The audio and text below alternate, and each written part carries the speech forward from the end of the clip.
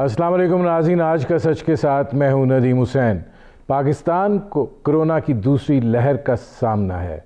शिद्दत तेज़ है और सूरत हाल परेशान कुन है, और जाहिर है इस सूरत हाल की संगीनी का अंदाज़ा आज काबीना के इजलास में भी महसूस किया गया, और वहाँ पर भी ये बात कही गई कि कोरोना की दूसरी लहर जो है वो यकीनन इस तेज़ी से उसका फैलाव हो रहा है कि उसका तदारुक जो है वो इंतहाई ज़रूरी है।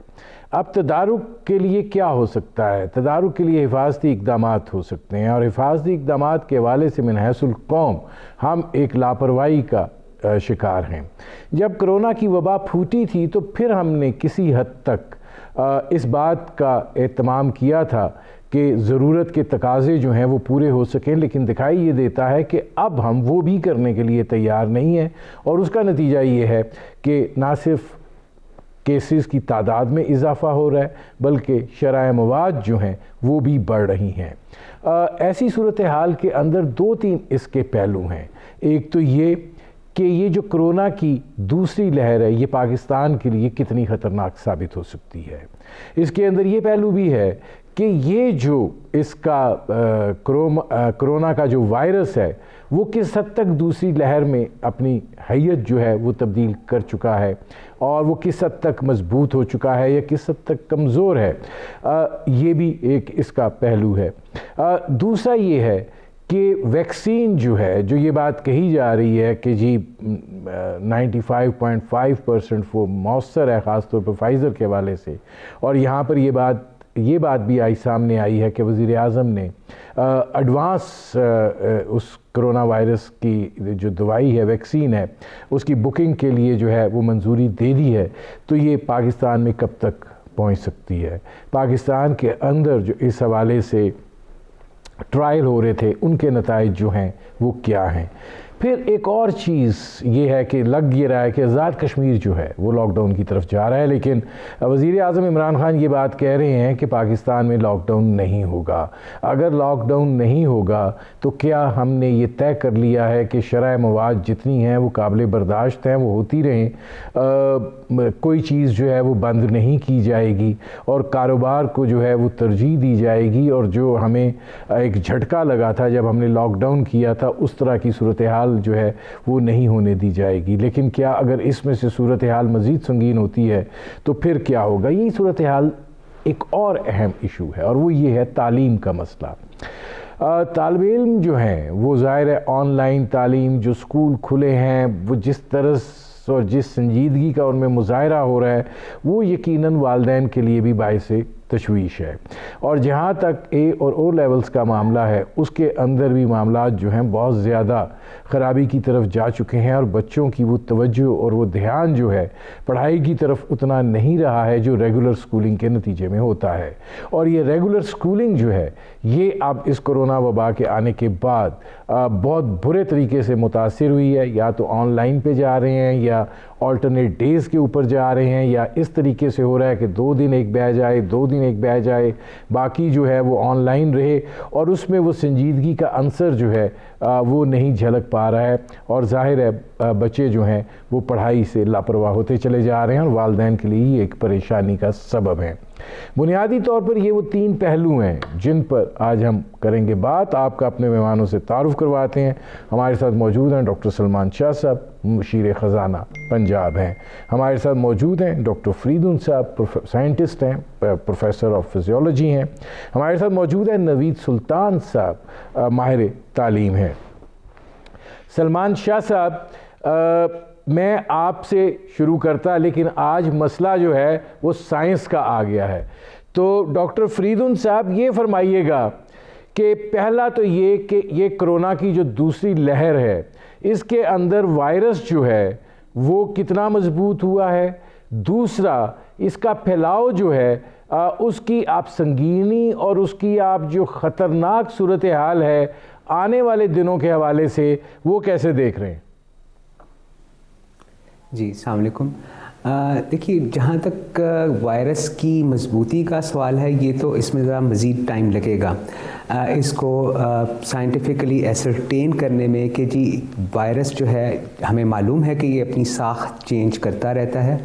अब जो इसकी जो आ रही है नई साख्त, वो पुरानी साख्त की बनिस्बत कितनी ज़्यादा वायरुलेंट है, कितनी ज़्यादा आसानी से मुंतकिल होती है एक शख्स से दूसरे शख्स में, और दूसरा ये कि उसकी जो है इफ़ेक्ट जो है उसका क्लिनिकल इफ़ेक्ट है जो पेशेंट्स हैं उनमें क्या आता है।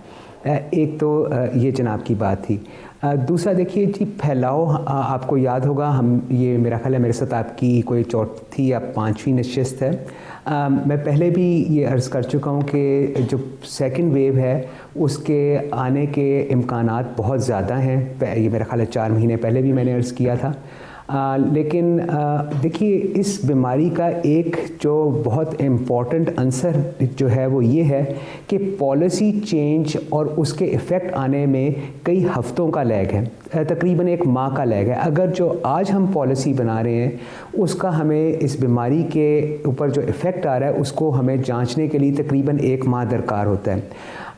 और एक और इसके अंदर बहुत इम्पॉर्टेंट एलिमेंट जो है इस बीमारी के अंदर वो ये है कि जो है हमारे काफ़ी सारे जो केसेस हैं, ऑल्दो जो पेशेंट्स हैं ये मुंतकिल तो बीमारी कर सकते हैं लेकिन उन पे बीमारी के असरात ज़ाहिर नहीं होते। तो ये कुछ ऐसी सिचुएशन है जिसके अंदर बीमारी का फैलाव बहुत ज़्यादा हो जाता है और जो कि हमने देखा। और दूसरी लहर में अगर हम पुरानी बीमारी की तरफ जाएं जिसको हम स्पेनिश फ्लू कहते हैं, पहली लहर से कहीं ज़्यादा संगीन दूसरी लहर आई थी। आई है। मैं डॉक्टर फरीदुल साहब आता हूँ क्योंकि इसके अंदर अब और भी सवाल हैं। इस डॉक्टर सलमान शाह साहब, जाहिर है कि जब हम पहली दफ़ा लॉकडाउन में गए थे तो बहुत उसके पाकिस्तान की मईशत के ऊपर असरात मुरतब हुए थे।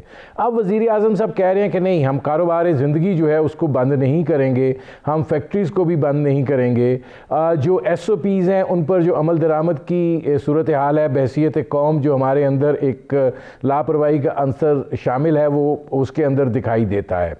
क्या ये बात अब पॉलिसी सतह के ऊपर तय कर ली गई है कि शरह अमवात ज़्यादा नहीं है, लोग मुतासिर हो रहे हैं, होते रहें, लेकिन मईशत जो है उसका पहिया जो है वो हमने चलाना है?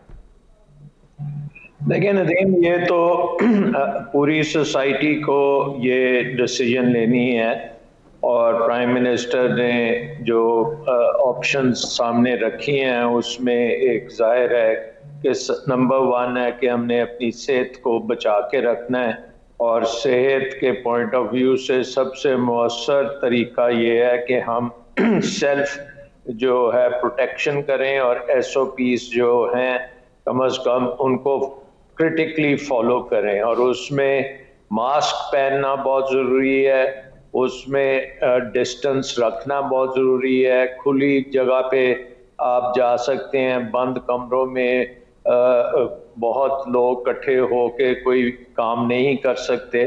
सो ये चीज़ें तो आपको करनी पड़ेंगी।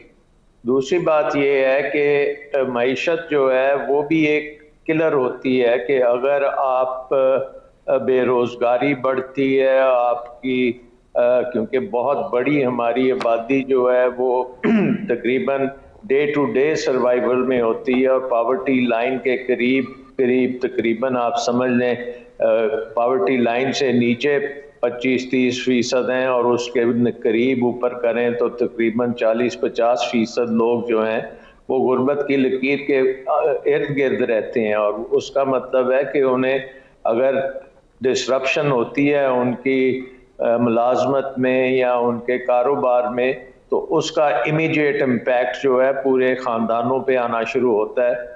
और लास्ट टाइम आपको पता है कि 1200 अरब का एक पैकेज दिया गया था जिसके वजह से बहुत सा सपोर्ट मिला हमारे जो लो इनकम ग्रुप्स हैं उनको, और एहसास प्रोग्राम में खासा पैसा भी दिया गया।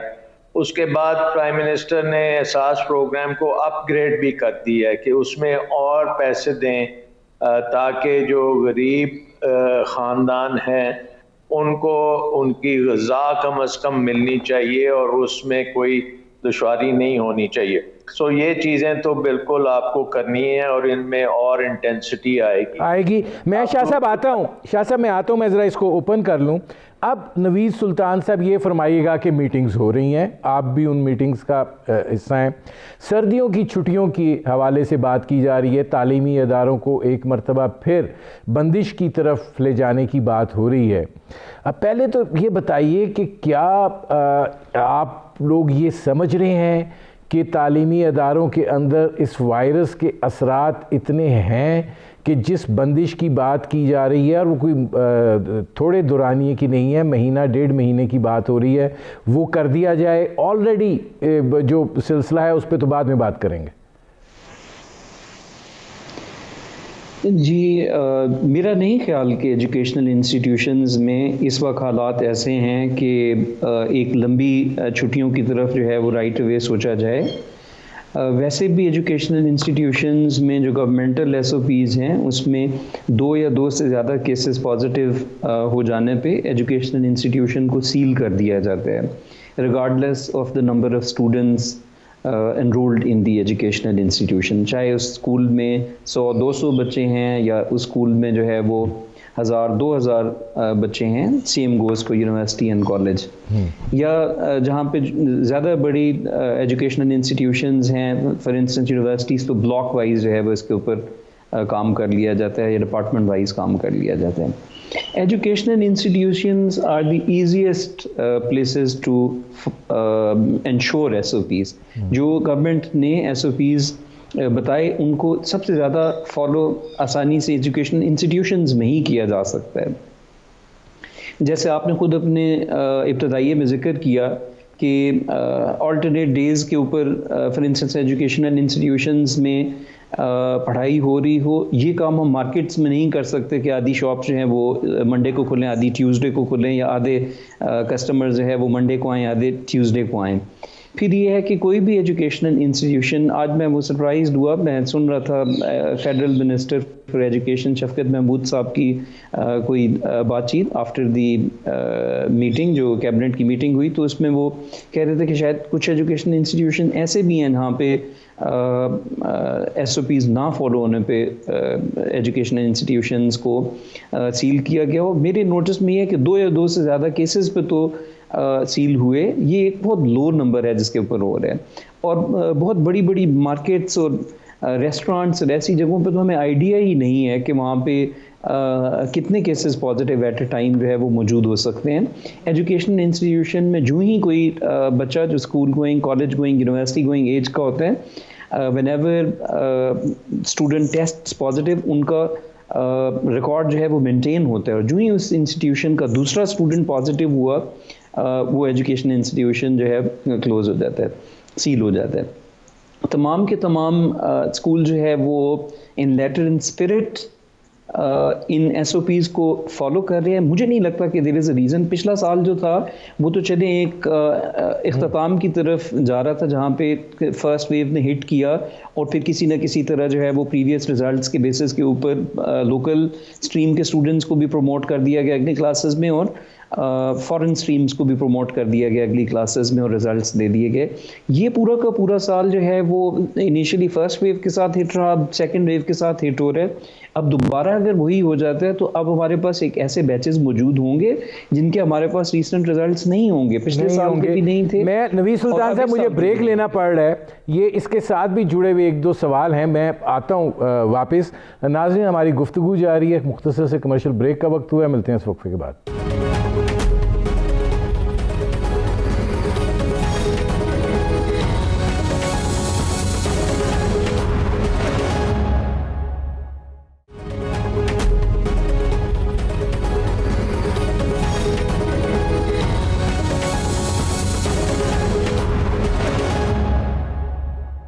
Welcome back. अब डॉक्टर फरीदुन साहब ये फरमाइएगा कि जो हम सेकंड वेव की बात कर रहे हैं, इसमें बड़ी तेज़ी से इजाफा हो रहा है। ज़ाहिर है कि 2000 क्रॉस कर गया है केसेस की जो शरह है, शरह मवाद भी 30-32 इस रेंज के अंदर जो हैं वो इस वक्त हैं।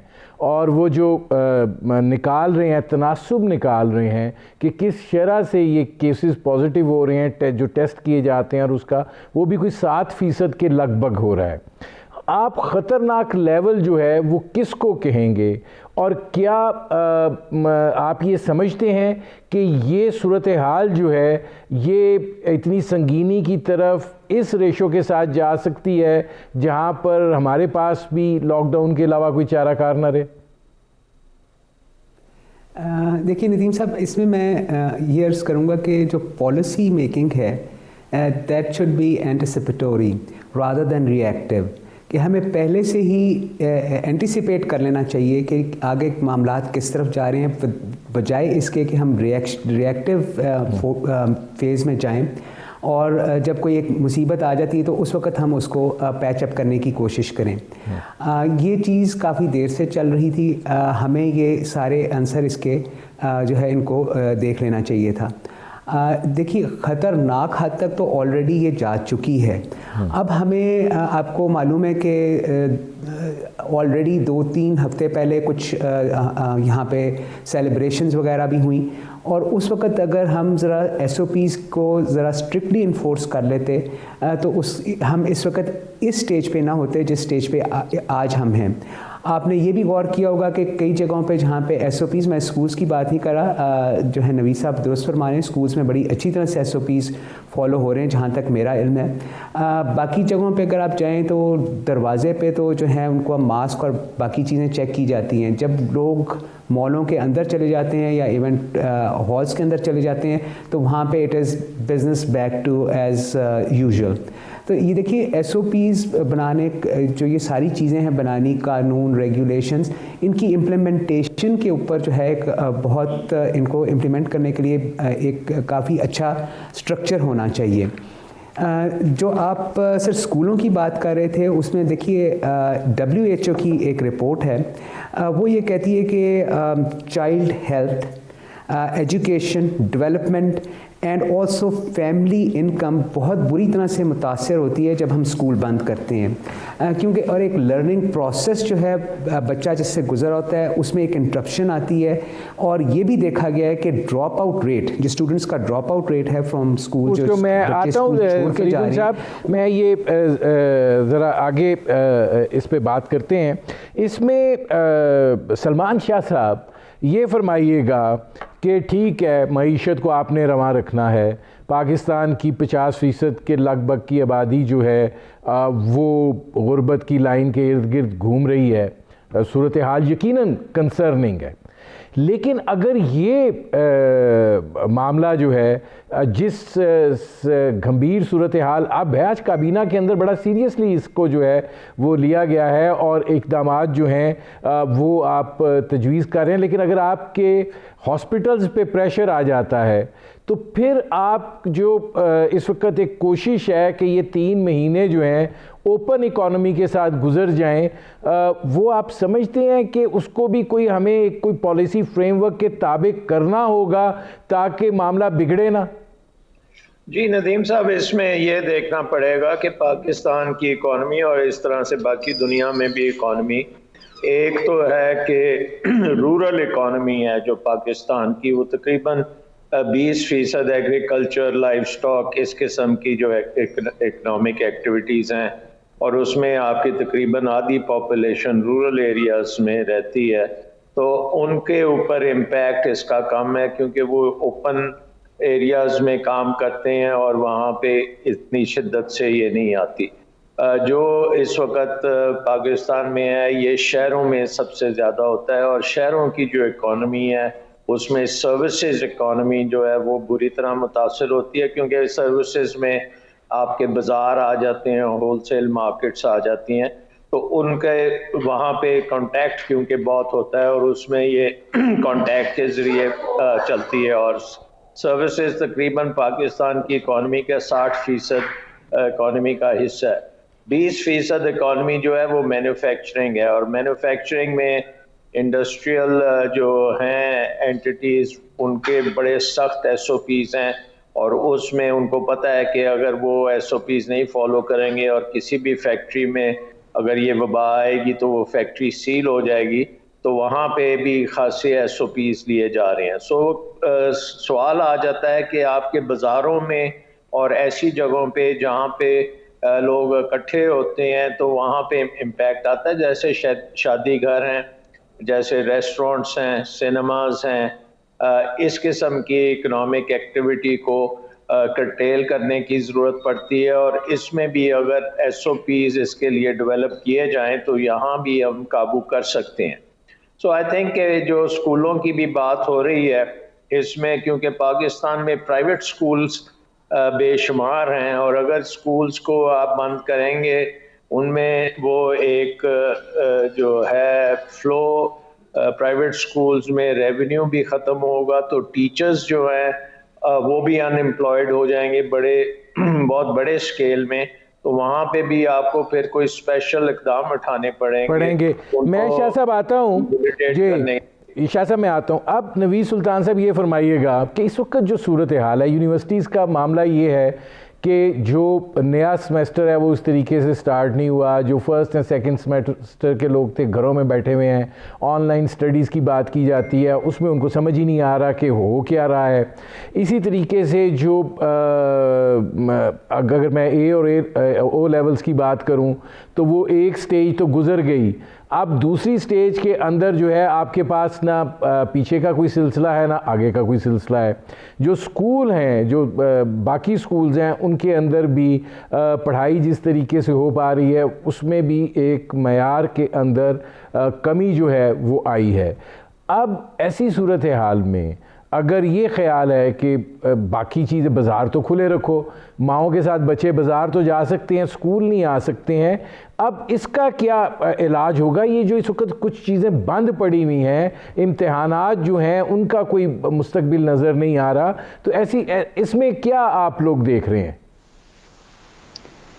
जी, आपने बिल्कुल ठीक पॉइंट आउट किया कि बाज़ारों पे तो कोई कदगन नहीं है, कितने लोगों ने जाना है कितने लोगों ने नहीं जाना।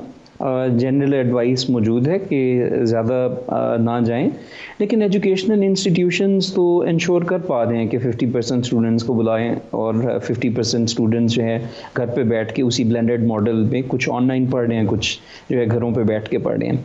दूसरी, आपने भी अपने इब्तदाई में भी जिक्र किया, अभी भी उसके ऊपर कंसर्न शो किया। डॉक्टर फरीदून ने भी अपनी वो वर्ल्ड हेल्थ ऑर्गेनाइजेशन की रिपोर्ट का जिक्र कर रहे थे और शायद अपना इस पॉइंट पे पहुंचे थे कि ड्रॉप आउट रेट जो है वो बहुत बढ़ रहा है।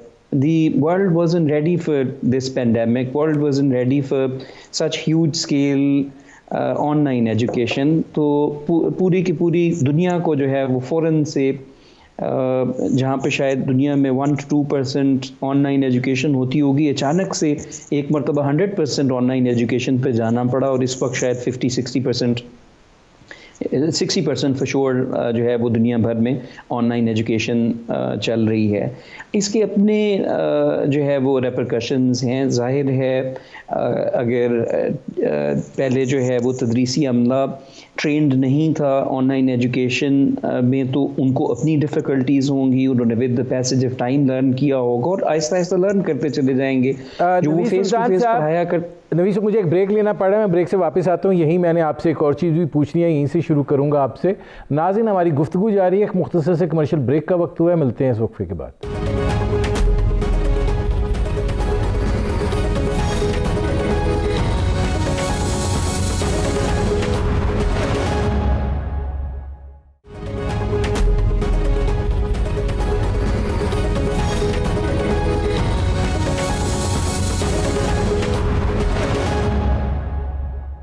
Welcome back. अच्छा नवीस सुल्तान साहब, ये फरमाइएगा कि जो ड्रॉप आउट्स की बात तो अपनी जगह पे है, उसका रिपरकशंस ऑनलाइन के जो हैं, जो हमारे इस पे ख़ास तौर पे हमारी सूरत हाल पे हो रहे हैं, वो बच्चे पढ़ाई से दूर हो गए हैं। वो जो एक चलता था सिलसिला, उसके अंदर एक रुकावट आ गई है, और अब फिर जब आप स्कूल बंद करने की बात करते हैं तो आप लोगों की जब बात होती है तो आप लोग ये नहीं उनसे सवाल करते कि स्कूलों पे इतना और कॉलेजों यूनिवर्सिटियों पे इतना जोर क्यों है? जी बिल्कुल, आपने ठीक फरमाया। मैंने एक साइड तो कवर कर ली थी कि तदरीस अमली को जो मुश्किलात होंगी, at the same time students भी तो रेडी नहीं थे एक ऑनलाइन एजुकेशन के लिए, या ट्रेंड नहीं थे टू गेट ऑनलाइन एजुकेशन, तो उन्हें अपनी मुश्किलात रहीं।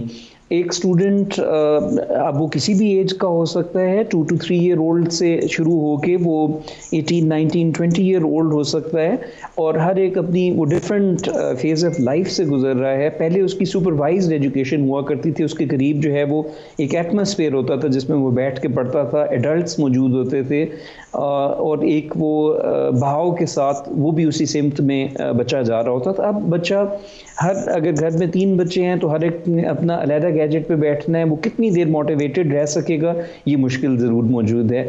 मेरे ख्याल में जो एजुकेशन मिनिस्टर्स को मीटिंग करने की ज़रूरत है वो शायद ये है कि वो स्टेज कब आएगी जब ऑल 100% जो है वो स्कूल में बैठ के पढ़ सकें, या एटलीस्ट जो लोग स्कूल में आके पढ़ना चाहते हैं वो तो कम अज़ कम आ सकें। कुछ सर्टन माइनॉरिटी ऐसी होगी जो अभी सेफ़ नहीं फील करते होंगे कि बच्चों को स्कूल में भेजा जाए। तो ये जो लैक हो रहा है मोटिवेशन का, जिसकी वजह से बच्चे पढ़ाई में ख़राब से ख़राब होते चले जा रहे हैं, या स्कूल से जो है वो ड्रॉप आउट रेशो जो है वो बढ़ती चली जा रही है, या बच्चों को ख़ुद नहीं समझ आ रहा कि वो किस तरह से अपनी पढ़ाई को जो है वो अप टू मार्क रख सके, इसमें लाजमन गवर्नमेंट को कंसिडर करने की ज़रूरत है। पिछले साल तो मैं नवीद सुल्तान साहब आता हूँ।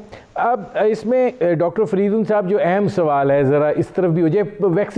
वैक्सीन की बात हो रही है, फाइज़र ने जो वैक्सीन डेवलप की है उसका बड़ा चर्चा है। फिर ये बात कही गई है कि वज़ीर आज़म पाकिस्तान ने एडवांस बुकिंग की वैक्सीन के हवाले से मंजूरी दे दी है और 1 करोड़ लोगों को ये दस्तयाब होगी, और ज़ाहिर है सीरियस केसेस और 65 साल से ऊपर के लोग जो हैं उनको ये बात की जा रही है। कितनी इफ़ेक्टिव और मौसर आप समझते हैं ये वैक्सीन है, और जो पाकिस्तान के अंदर काम हो रहा था या हो रहा है वो कब तक अवेलेबल होगा? क्या इसके बारे में आप क्या कहेंगे? जी सर, इसमें 2 बातें। एक, मैं अगर इजाज़त हो एक छोटा सा प्रपोज़ल पेश कर दूं एजुकेशन के हवाले से। देखिए, एक मेरे भी चूँकि छोटे बच्चे हैं, एक प्रॉब्लम ये आती है कि जिस वक्त टाइम होता है इनकी ऑनलाइन क्लासों का, पेरेंट्स के पास उस वक्त टाइम नहीं होता, they are in their offices. अगर एक हमारे पास एक बहुत अच्छा मॉडल है जैसे कि वर्चुअल यूनिवर्सिटी का जो मॉडल है, उनके रिकॉर्डेड लेक्चर्स होते हैं। अगर स्कूल हमारे उस तरह से रिकॉर्डिंग्स करके नेट पे डाल दें तो when parents have time they can come over, for example on weekend, छुट्टी वाले दिन बच्चों को पढ़ा सकते हैं, शाम को आके पढ़ा सकते हैं। अब मैं जनाब आता हूँ वैक्सीन्स के ऊपर। देखिए, इसके ऊपर भी मैं ऑलरेडी एक दफ़ा कमेंट कर चुका हूँ कि जो RNA वायरसेस हैं ये अपनी शक्ल बड़ी तेज़ी से और बड़ी बदलते हैं, और इनकी जो वेरिएशन है वो इतनी होती है कि वैक्सीन स्ट्रेटजी जो है उसको एक मौसर वैक्सीन के आने में काफ़ी टाइम लग सकता है। मैंने फॉर एग्जांपल देखिए, एड्स वायरस है वो RNA वायरस है, इन्फ्लुएंजा वायरस है RNA वायरस है, हेपेटाइटिस C वो भी RNA वायरस है। इन बीमारियों की वैक्सीन्स मौसर वैक्सीन्स नहीं है। फ्लू की वैक्सीन लगती है लेकिन हर साल उसका स्ट्रेन चेंज होता है और उसकी वजह से हर साल लगानी पड़ती है। अभी तो ये चीज़ें अभी शुरुआत हैं इनकी वैक्सीन्स की। इनके एक्चुअल डाटा आने में कि एक वैक्सीन जो है कितनी इफ़ेक्टिव है उसका आने में एक क्लियर जवाब आने में काफ़ी टाइम लगेगा। It will take more than a year. और साथ साथ दूसरा जो चैलेंज है वो ये है कि अगर ये एक वैक्सीन बड़ी कामयाब है, current version of coronavirus, it may not be as effective on the new version, जो कि जैसे कि मैंने अर्ज़ किया कि ये वायरस अपनी शक्लें बदलता रहता है। तो ये चैलेंजेस हैं वैक्सीन डेवलपमेंट में। इस वक्त 2 तो जो इंटरनेशनली जो आप जिक्र कर रहे थे 95%, एक मॉडर्ना की है और एक फाइज़र की है। दे बोथ क्लेम, लेकिन इनके एक वाइडर पॉपुलेशन के ऊपर अभी एक स्टडी क्लियर कट ऐसी नहीं सामने आई जिसको हम देख के कहें कि डॉगमेटिकली एक क्लेम किया जा सके कि दीज वैक्सीन्स आर 100% इफेक्टिव या even 95% effective. They are still in trial phase. जिस वैक्सीन की ट्रायल का आप जिक्र कर रहे थे पाकिस्तान में जो हो रही है, एक उसमें से हमारे इदारे यूनिवर्सिटी ऑफ हेल्थ साइंसेज में हो रही है। Javed Akram Sahab is heading that in our institution. देखिए, उसकी भी अभी हम it is still in testing phase. Test के रिज़ल्ट्स आने में अभी ज़रा मज़ीद टाइम लग सकता है। ठीक। अच्छा, अब सलमान शाह साहब ये फरमाइएगा कि क्या किया जाए ये शादी हॉल्स का, क्या किया जाए बाज़ारों का, सर्विसेज सेक्टर पूरा जो है वो इसमें एक कंट्रीब्यूशन तो कर रहा है और बड़े पैमाने पर कंट्रीब्यूट कर रहा है। तो अब ये तो नहीं हो सकता कि एक सेक्टर जो इस बीमारी के अंदर मुआविन है बहुत बड़े पैमाने पर, आप इस ज़िद पर कायम रहें कि हमने इसको भी नहीं छेड़ना सिर्फ इसलिए कि उसके असरात जो हैं वो पड़ते हैं। तो क्या फिर ये समझ लिया जाए कि ये देखना है कि शरअ मवाद जो हैं वो हाथ से ना निकल जाएं? नहीं, आई थिंक इसमें मेन चीज़ है कि हमें मॉडर्न टेक्नोलॉजी इस्तेमाल करनी चाहिए और ई कॉमर्स जो है उसको एक बहुत बड़े पैमाने पे एक्सपेंड करना चाहिए और पर्टिकुलरली रिटेल सर्विसेज जो हैं वो ई कॉमर्स के ज़रिए की जा सकती हैं। रेस्टोरेंट्स में भी ऑनलाइन आप लेके डिलीवरी करवा सकते हैं। इसी तरह अगर हर जो वैल्यू चेन है सर्विसेज सेक्टर की, अगर ये सोचें कि किस तरीके से हम सेफली ऑपरेट कर सकते हैं तो वो चेंजेस आनी पड़ेंगी और उनके बगैर फिर गुजारा नहीं होगा। मसलन दफ्तरों में अगर आपने दफ्तर नहीं खुल सकते तो जूम के ऊपर आप मीटिंग्स वगैरह कर सकते हैं आप, बल्कि उससे ज़्यादा एफिशिएंसी भी आ जाती है। और अक्रॉस दी लाहौर, कराची, पेशावर, कोयटा, चारों मतलब हर जगह पे आप वो कर सकते हैं इलेक्ट्रॉनिकली। सो आई थिंक कि ज़्यादा से ज़्यादा ये चीज़ें होंगी और जहाँ पे आपको ये आप नहीं कर सकते उस जगह पे आपको डेफिनेटली या उनको कंट्रोल करना पड़ेगा, वहाँ पे कम ट्रैफिक को कम करना पड़ेगा, ऑल्टरनेट मींस करने पड़ेंगे। और हम ये भी देख रहे हैं कि क्योंकि पाकिस्तान में ये वबा जो है ज़्यादा पोल्यूशन की वजह से भी हो सकता है बड़े, तो आपको ट्रैफिक को भी कुछ करना पड़ेगा और एनवायरनमेंट के लिए भी काम करने पड़ेंगे। तो वो एक कंप्लेसेंसी जो पहले थी वो अब नहीं हो सकती। आपको इनोवेशन करनी पड़ेगी और आपको इकोनॉमी भी चलानी पड़ेगी और इससे वबा से बचना भी पड़ेगा। प्रोग्राम का वक्त ख़त्म हो रहा है। बहुत शुक्रिया डॉक्टर सलमान शाह साहब, बहुत शुक्रिया डॉक्टर फरीदुन साहब और बहुत शुक्रिया नवीद सुल्तान साहब। नाज़रीन, आपने हमारे पैनल के शुरका की गुफ्तगू सुनी। मामला यकीनन संजीदा है और ज़ाहिर है इसके लिए हमें एक डिसिप्लिन की ज़रूरत है और हुकूमत भी उन इक़दामात को देखे जिनके ज़रिए इसको जो है महदूद किया जा सकता है, क्योंकि अगर ये मामला हाथ से निकला तो इसके जो असरात हैं और उसके जो नताइज हैं वो यकीनन उनको बर्दाश्त करना हमारे लिए मुश्किल होगा। इजाज़त दीजिए, अल्लाह हाफ़िज़।